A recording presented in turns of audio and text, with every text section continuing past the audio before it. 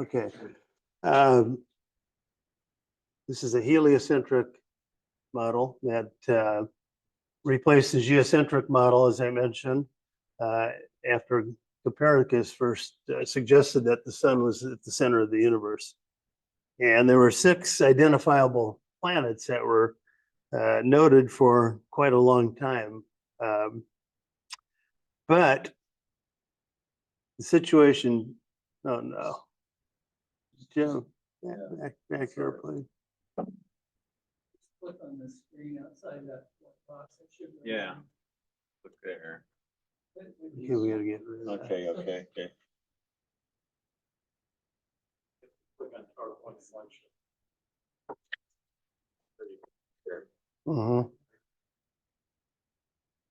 Yeah, you're there. This is Okay. where you want to be, right? Okay, but advanced, But wait a second. You want to be in. Oh no, you're right. You're right. You want to be here, right? I want to be there, but I don't want to make the same mistake again. You can go backwards. I or can forward. I can use these keys here. Yeah, you go Okay, the all arrows. right, Go okay. back, forward. I'll do that. Okay. Wherever you want to go. But we'll And just, then is your laser? You want your laser up? yeah. You get your laser just- up. just and we can- use- yeah. I'll So you just got use- everything. Okay. Thank you. All right. Okay, so things changed in 1781 when William Herschel, as you see on the left here, using this telescope that he built, this is a 6-inch Newtonian telescope, he identified an icy blue object in the night sky. He initially thought that this was a comet, but soon realized that he had instead discovered another planet, planet number 7. He seriously considered naming this planet George. A true story, after King George III, who was monarch at the time. But a German astronomer, Johann Bode, suggested the name Uranus. Uranus in Roman mythology was the father of Saturn and grandfather of Jupiter. And the name Uranus eventually became official 70 years later. So it wasn't until much later that Uranus was adopted as a name. Following the discovery of Uranus, Alexis Bouvard, this fellow you see on the left there, from France, began charting the orbit of Uranus. And he soon discovered that there was a discrepancy between what the planet's predicted position and what he observed it to be. So his observations strongly suggested that it was probably another planet more distant that was perturbing the orbit of Uranus. It was not until much later that 2 men independently determined the presence of yet another planet by using mathematics. Believe it or not, the fellow on the left is a British mathematician and astronomer, John Adams, and he reached the solution in September of 1845. And in June of the following year, the fellow on the right side, Urbain Le Verrier, came up with a similar calculation. In September of 1846, Johann Galle, this guy, began his own search at the Berlin Observatory using information that was provided to him by Le Verrier. And the first night out searching for this possible planet occurred very briefly after he set up shop that night, and he identified Neptune within 1 degree of the predicted position by Le Verrier. So it's interesting that the people that get credit for the discovery of Neptune is not Johann Galle, but it was Adams and Le Verrier.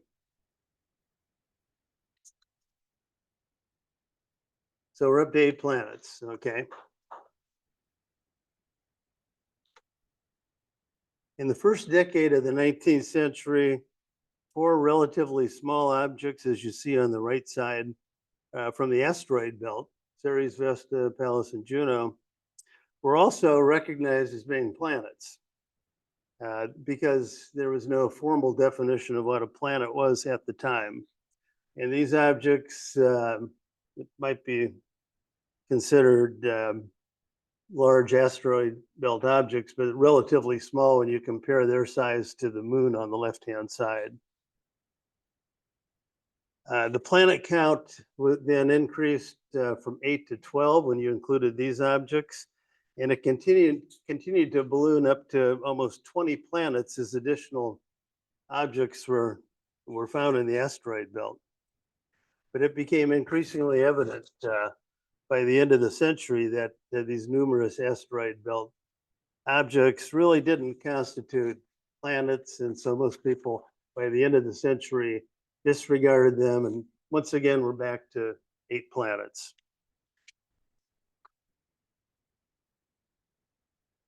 Leverrier and Adams' success employing mathematics led to the discovery of Neptune and inspired other astronomers to search for additional planets in the solar system, and these were universally unsuccessful. But the most notable attempt was made by Percival Lowell at the Lowell Observatory in Flagstaff, Arizona. Lowell was a recognized astronomer. He was obsessed with the idea that there was another massive planet that existed far beyond Uranus and Neptune. And he felt that this large planet was perturbing the orbits of those 2 planets. He named that hypothetical planet Planet X. And he spent many years unsuccessfully searching for Planet X. And he unfortunately passed away in 1916, but fortunately left a lot of funds behind at the observatory for his fellow astronomers to continue the search afterwards. So there was great fanfare in 1930 when Clyde Tombaugh discovered this small planet, Pluto. And at the time, it was felt probably to be this massive planet, Planet X, that Lowell had searched for unsuccessfully for all those years. So with the discovery of this planet, Pluto, now we're up to having 9 official planets in our solar system. However, with the discovery of Pluto, there were questions that almost immediately arose. For example, Pluto has an elliptical orbit, as you see here, and it actually crosses the path of Neptune. This orbit is significantly different from the nearly circular orbits of all the other 8 planets. In addition, the Pluto's orbit is tilted 17 degrees from the plane of the planets. Also, after 1989, the Voyager 2 spacecraft flyby recalibrated the mass of Neptune, and it was determined at that time that the orbits of Uranus and Neptune were entirely normal.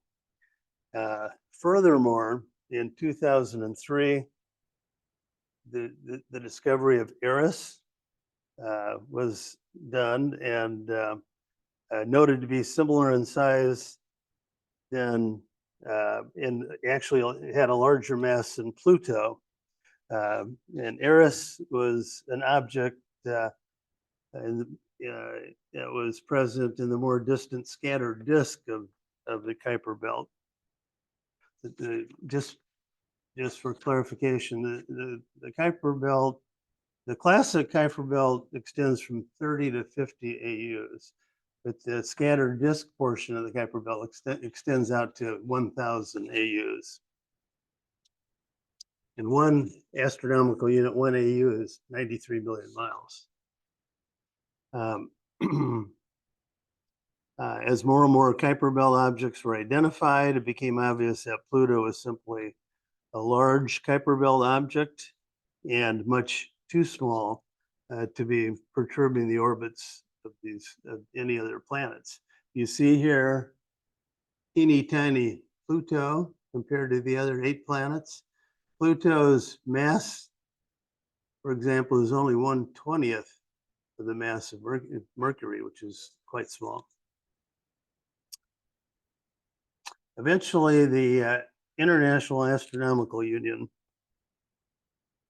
produced an official definition of a planet in August of 2006.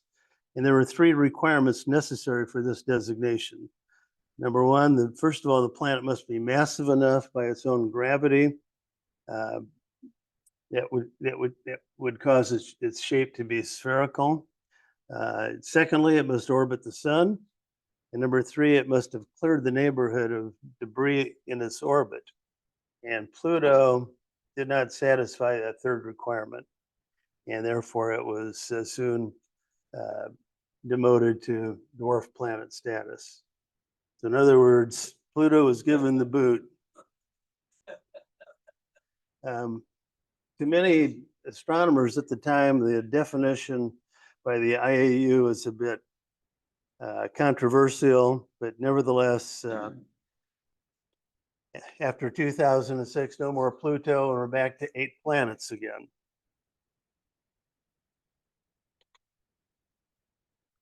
So in 2003, another dwarf planet named Sedna was discovered in the very distant solar system. And Sedna demonstrated a highly elliptical 10,000-year orbit with an aphelion of 937 AUs. Now, if you look at this, represents our solar system here, and this is Neptune at 30.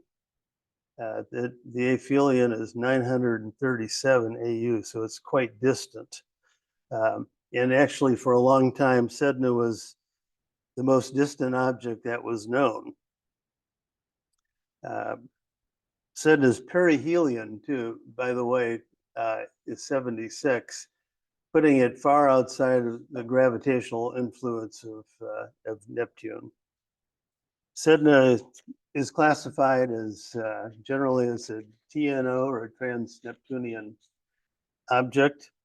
And for a long time, it appeared to be an anomaly that people would scratch their heads. They didn't quite understand what Sedna was all about. But in 2012, a second TNO,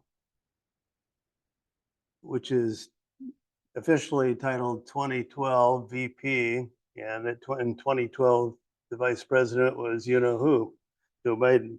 So most people refer to the second object that was discovered as Joe Biden. And Joe Biden has also a highly elliptical orbit much like Sedna. It's got an aphelion, which is only about half of Sedna's, and a perihelion that is 81 AU. So again, that is far outside of the gravitational influence of Neptune also. A short time later, there were 4 additional TNOs that were discovered. And these were noted to have similar characteristics. These are the first 6 that were identified. At this point in time, there's now been 14 that have been identified. But all 6 of these objects mysteriously point in the same direction, and their orbits tilt about 20 degrees, as shown on the right. So they're all similar in many respects. In addition, they're all clustered together, and they make their closest approach to the sun at perihelion in one sector. So the probability of this arrangement occurring by chance is infinitely small. These many similarities suggest to many that there's an underlying strong gravitational influence, a gravitational force that must be responsible for this arrangement. And some astronomers are convinced that the best explanation is a distant planet, such as planet X is seen on the right-hand side.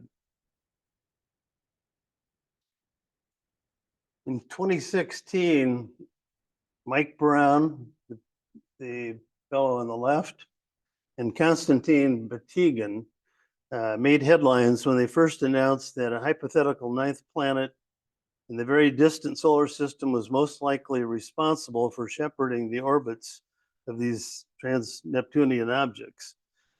Both Brown and Batygin are highly respected astronomers at Caltech.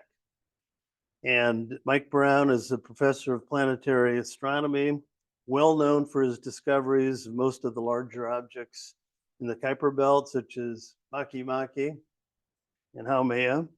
But he's probably best known for his discovery of the large dwarf planet Eris, which was a major factor that resulted in Pluto being demoted to dwarf planet status. And he published a book, as you see on the right-hand side, sort of chronicling his the discovery of these objects in deep space, including Eris.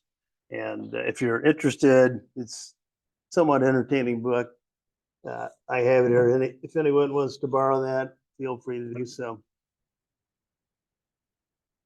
Konstantin Batygin, the guy on the right-hand side, he's a noted astrophysicist and global authority on the formation and dynamical evolution of planetary systems. Brown and Batygin initially investigated several scenarios that might explain this unusual behavior of these original 6 TNOs. They ruled out the possibility of a primordial black hole and a rogue star as being the underlying cause of this arrangement. And they felt that neither arrangement could maintain these objects in their present alignment over the course of many millions of years. But Brown and Batygin understood that to suggest the existence of a distant planet in the outer solar system far beyond Neptune would be met with skepticism by the scientific community. After completing approximately 120 computer simulations using a variety of Planet 9 parameters, Brown and Batygin became convinced that the orbits of these 6 TNOs were best explained by the gravitational influence of a large planet residing in the outer reaches of the solar system. They originally estimated in 2016 that the size of this hypothetical planet 9 was between 5 and 10 Earth masses, and its eccentric orbit was tilted about 20 to 30 degrees to the plane of the planets. The orbital period was initially estimated to be 10 to 20,000 years, but in 2019 they revised their estimate, as shown here, and they currently estimate that the size of Planet 9 may be closer to about 6 Earth masses with an orbital inclination of 20 degrees and a 7,400-year orbital period. There are many computer simulations related to the development of the solar system over the past 4.5 billion years, provided convincing evidence that the clustering of these 6 objects was most likely due to the presence of Planet 9, although one troubling question remained. These simulations also consistently predicted the presence of additional objects with exceptionally long period orbits that were highly inclined with respect to the plane of the planets. And that seemed to make no sense at all to them. And they considered for a time abandoning their hypothesis altogether. They soon discovered, however, that such highly inclined long period objects orbiting nearly perpendicular to the plane of the planets did in fact exist and had previously been identified in the Wide Field Infrared Survey Explorer study, or the WISE investigation that was conducted between 2009 and 2011. The presence of these objects, they look like wings, it was entirely consistent with the computer modeling that they had done, and it bolstered their confidence that that Planet Nine did in fact exist. If you look at this object here, 2012 DR30, it's got an aphelion of 3,192 astronomical units, far, far out in space. And its orbit has an eccentricity of 0.99, which is pretty amazing.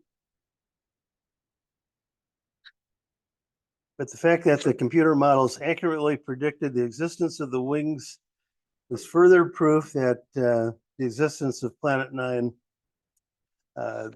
in their opinion, was in fact likely to be real.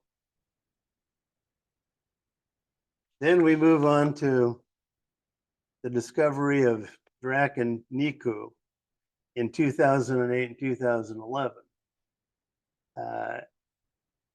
The discovery of these objects provide further support for the existence of Planet Nine, according to Brown and Batigan.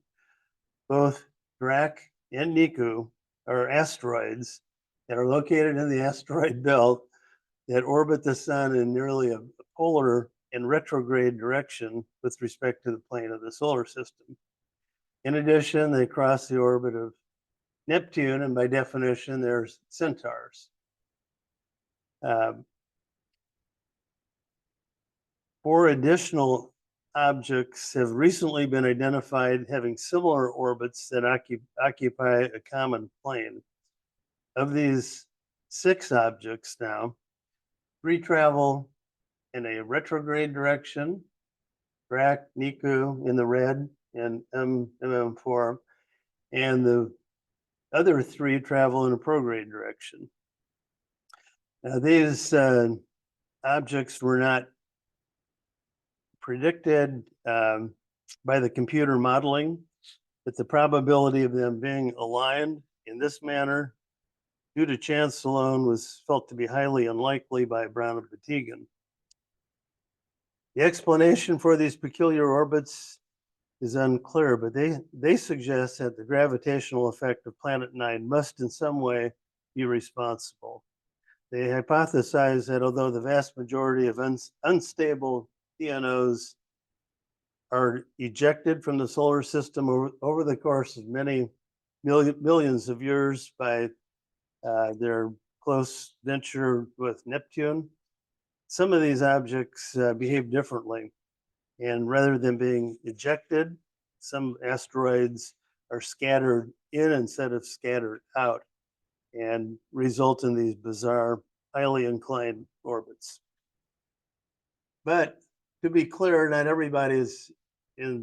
all astronomers are in agreement with Brown and Batigan, and some are very skeptical of their analysis and are not convinced that the evidence supports the existence of Planet Nine. Kevin Napier at the University of Michigan, for example, is very critical of the fact that, in his opinion, Brown and Batigan used a relatively small part, they examined a relatively small part of the sky.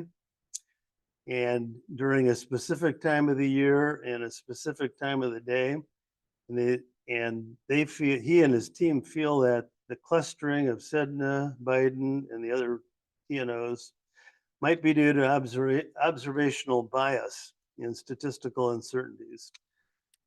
Brown and Batigan strongly disagree with them, however, and they believe that the criticism is unfounded, and the probability of observational bias is less than 0.4% in their opinion. But there are several important questions that remain unanswered about the possible existence of a ninth planet, such as where did this hypothetical planet come from? Brown and Patigan theorize that perhaps 5 large planets may have originally developed during the formation of our solar system. One such planet, having developed near Uranus and Neptune, was ultimately ejected into the distant solar system, but probably by Saturn and Jupiter, and that would account for the existence of the 9th planet. What about the composition of this 9th planet? There's no way to know if it's a rocky super Earth, is shown here on the right, or if it's a mini gaseous planet sharing many of the characteristics of Uranus and Neptune. But nevertheless, it has to be a massive planet. For example, these showing the relative sizes of planets. Here's Earth, the light blue, in comparison size-wise. And down here, this little red dot, that's Pluto. Brown suggests that more than likely Planet 9 is a mini gaseous planet with a rocky core, but it's purely a guess and there's no way really to know. Either way, the mass of this planet would have to be substantial. Another question, if Planet 9 does exist, why hasn't anybody found it after all these years? They've been searching since 2016. Well, it's not for lack of effort. Astronomers can estimate the mass and the orbit of the planet, but they can't determine the position of the planet in the orbit. The large expanse of outer space and the fact that Planet 9 is very dim, probably with a magnitude of 20 to 24, and very distant, makes the hunt very challenging. Its elusive nature suggests that it probably resides at the far edge of its orbit at the present time, making it the ability to reflect light much more difficult. High-powered telescopes that we currently have a very narrow field of view, and that's done so they're suited for pinpoint targeting of objects in the sky. Currently, this telescope, the Subaru telescope in Hawaii, which is an 8.2 meter telescope, is the best telescope available to search for the planet.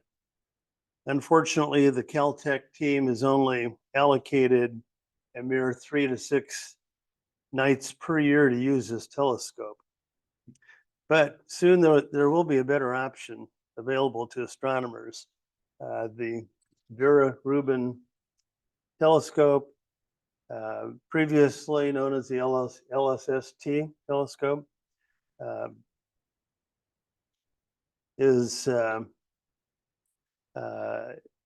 will soon be operational. It will provide frequent wide surveys of the night sky on a regular basis.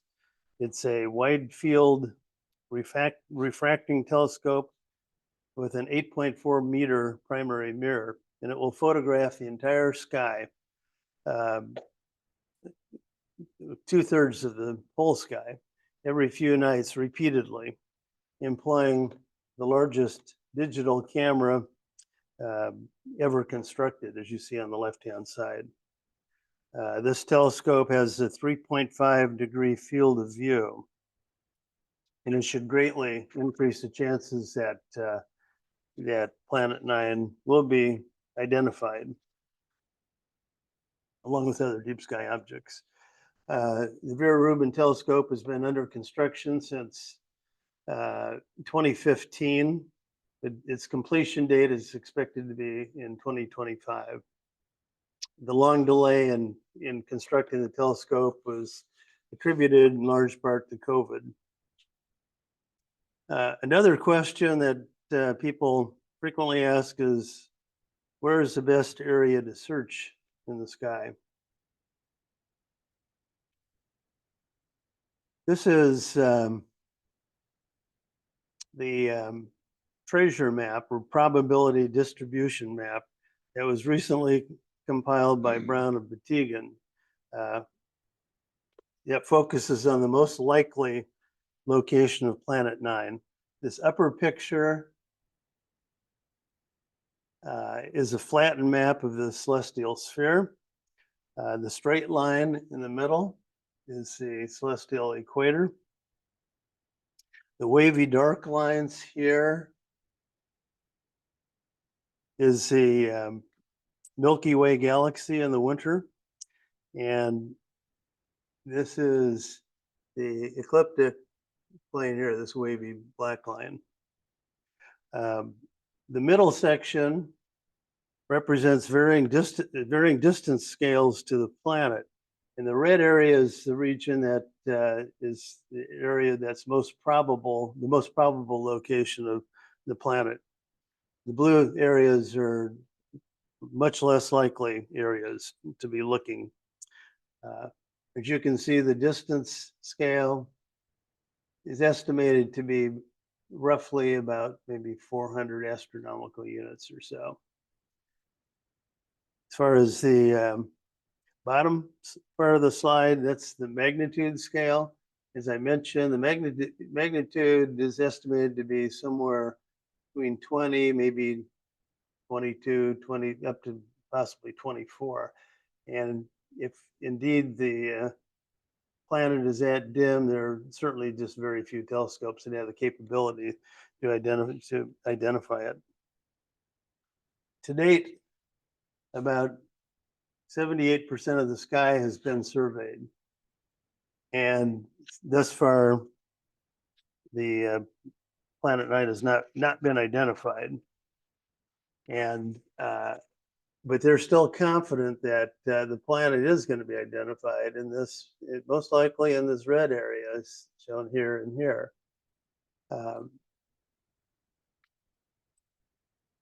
So where should one be looking in the sky? Well, they feel that we are going to find Planet 9, and this is where it's going to be found in the sky, right around Taurus, Orion, and Gemini, kind of in that plane, right in line with the Milky Way.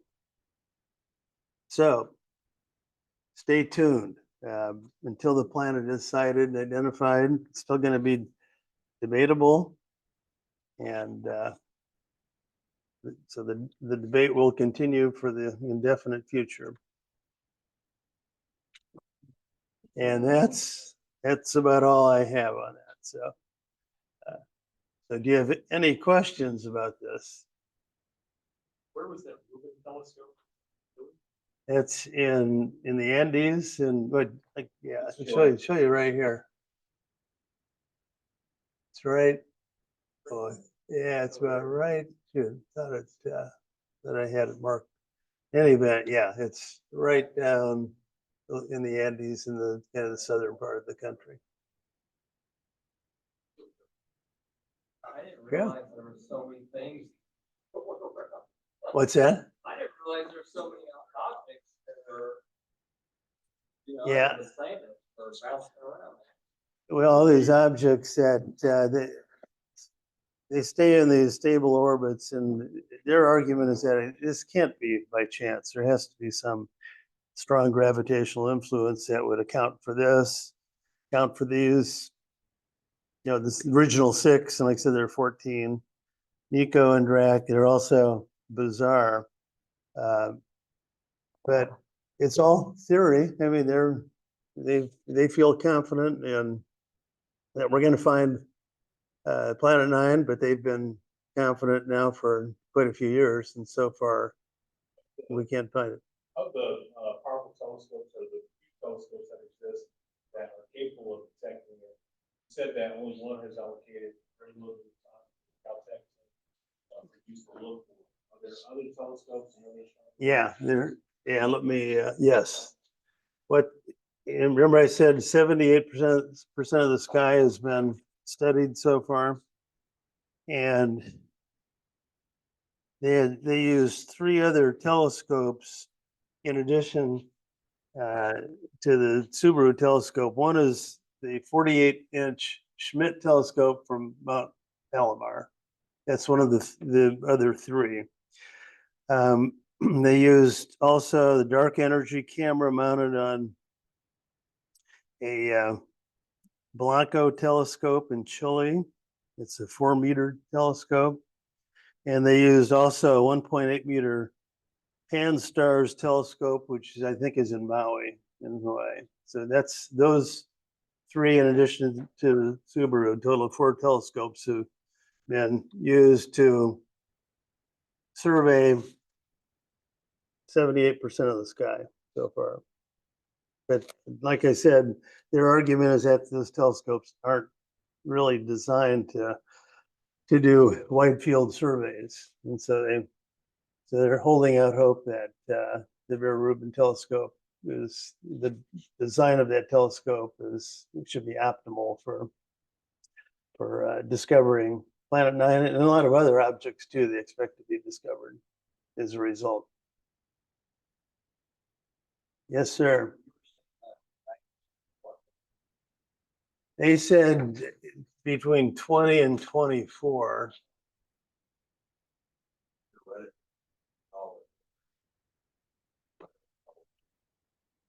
Yeah, if you look here, if it's a 20, according to them, maybe there are maybe more than 100 modest sized telescopes in the world that could resolve that. But the higher the magnitude, the less likely you're going to see it, because there are fewer telescopes out there that have the capability.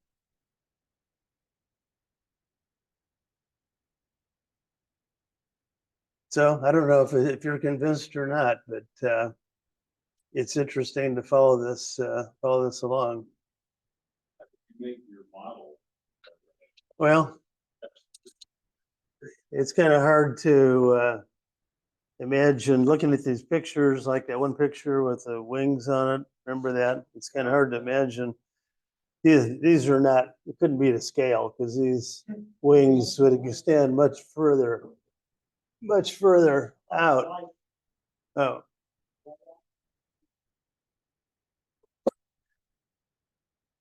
made the model just about a 20-degree angle. That's what these objects, they estimated, give or take, it's not exact 20, maybe 10, 15 to 30, but most of them are around 20, angle about 20 degrees to the plane. The solar system, here's our little solar system here. And planet 8, or planet 9 rather, it's about also 20 degrees the opposite direction. So that's how this part was constructed. And these so-called wings are at a much higher angle to the solar system. And so just to give you a rough idea to try and understand the concept, look at this. Yeah. Then you also talk about some asteroids with real vertical orbits. Are you showing those in this model, or? I was going They'd to, be tiny. my daughters didn't want me to try and drill this and wreck this before tonight, but okay, but yeah, they're not showing her, but they were not predicted by their computer simulations too. But they are centaurs, okay, and they exist just beyond, Like an inch or Pl- something. well, right beyond Neptune and the classic Kuiper belt, and then they cross between Jupiter and Neptune. And by definition, that's a centaur. But they're teeny tiny in here. Tiny compared to what's out there. Yeah, they're just in this small area here. Oh, so far, only 6 have been identified, but they're almost polar. They're almost 70, 80, 90 degrees to the plane of the planets.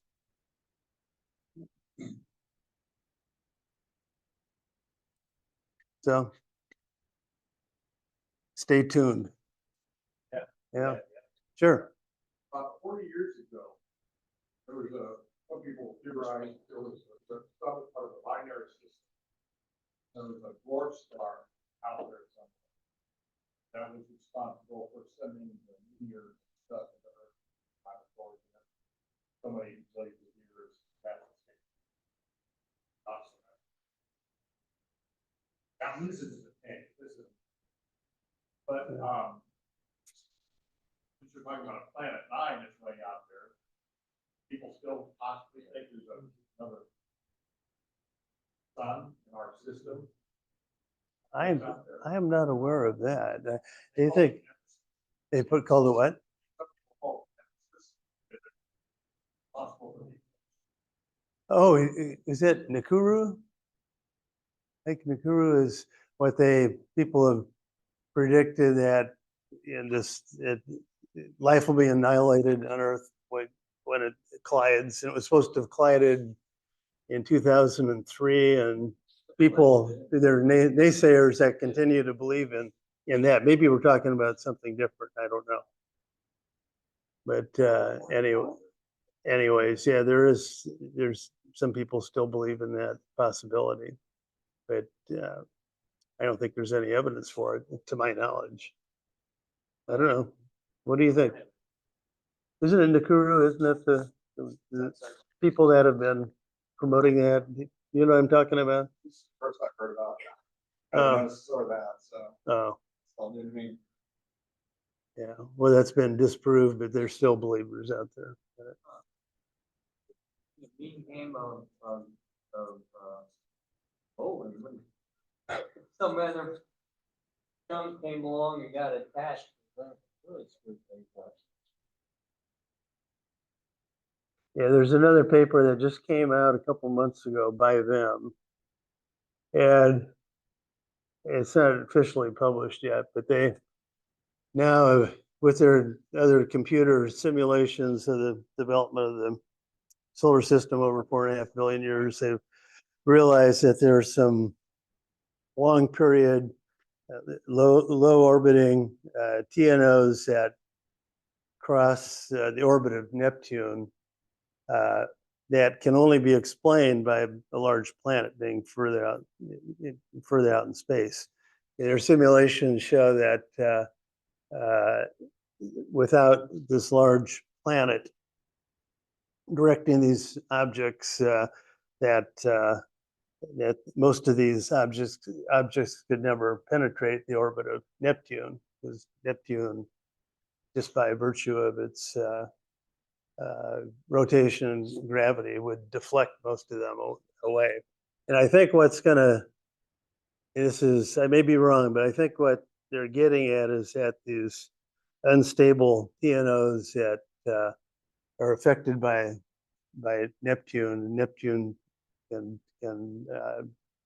disrupt their orbits and eject most of them out in space. But I think probably in time they're going to imply that a lot of these strange things here are due to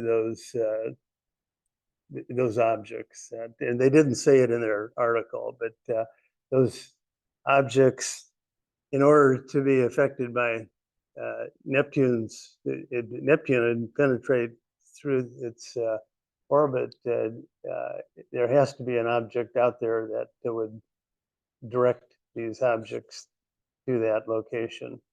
And according to them, their studies indicate that these objects would not otherwise be present unless there was a large planet with gravitationally causing these to be directed towards Neptune in that way. Long period low orbit.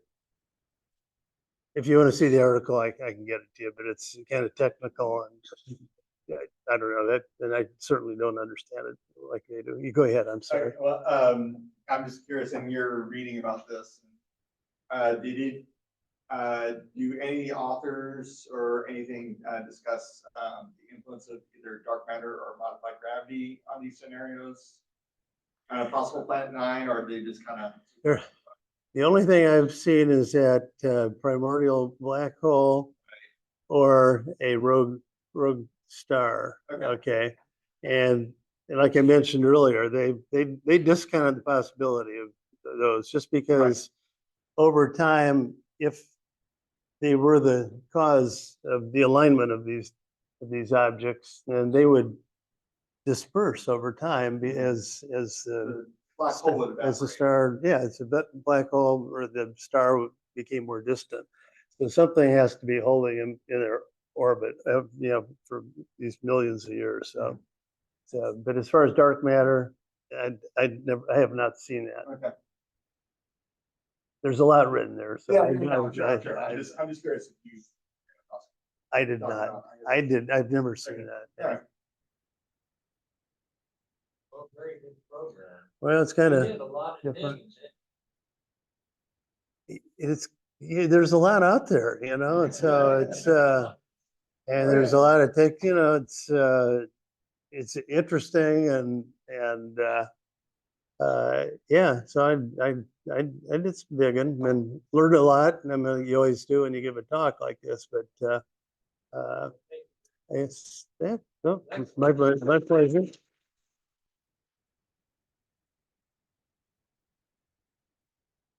He wants to say. I got just two items.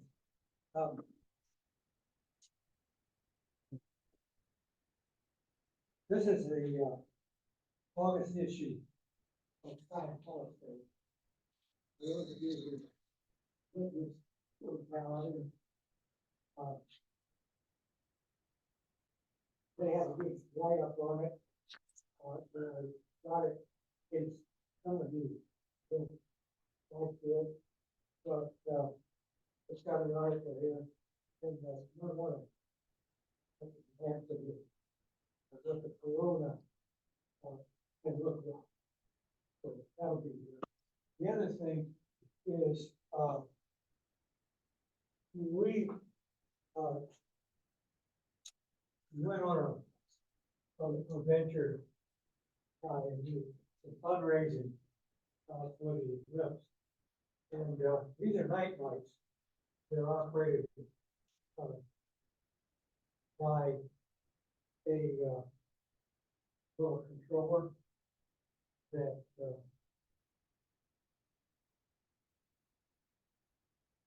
can adjust different colors. Or have a different one. For the difference is that the lighting is dark. Has illumination. We had one that was specifically for the solar. That's the solar. Or costs. So these are available to you. If you want to donate $20, we will reward you. So, we've got, they are produced by a laser writer. These discs. And, they're coded for the action. You have to go to probably even, it just takes a little time, it's not. So, yeah, and then these devices here can run either with a battery or plug in to another source. Now, a little after the meeting, facing the